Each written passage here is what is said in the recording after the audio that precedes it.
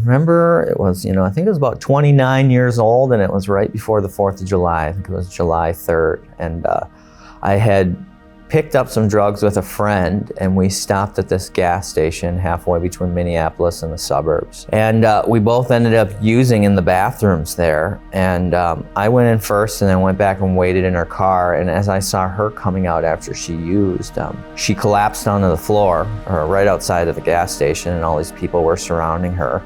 And I rushed out there and called 911. Because I realized that I didn't have any naloxone on me, and I knew that if I called 911, they would.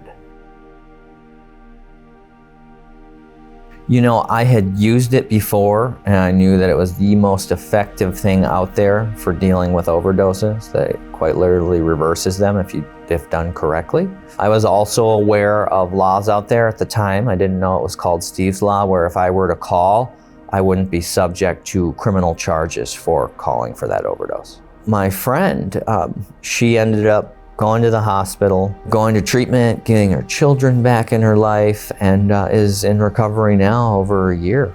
She had a little struggling back and forth, but ended up finding recovery and has a good life now. Naloxone allows someone to breathe. It allows someone to come back from an overdose.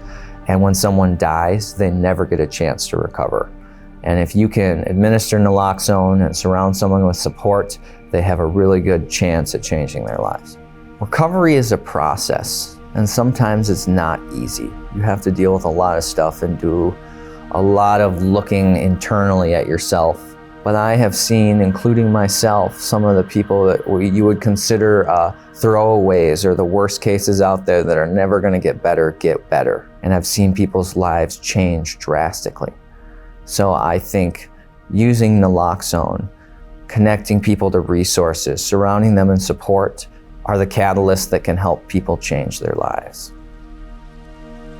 If you need any resources or any help at all, even just information about reversing overdoses or signs of what overdoses look like, reach out to the Steve Rumler Hope Network. They have all the information you need, and they are here to help. You can sign up for one of their naloxone trainings. They do them in person, online, and they also will supply you with as much as you need.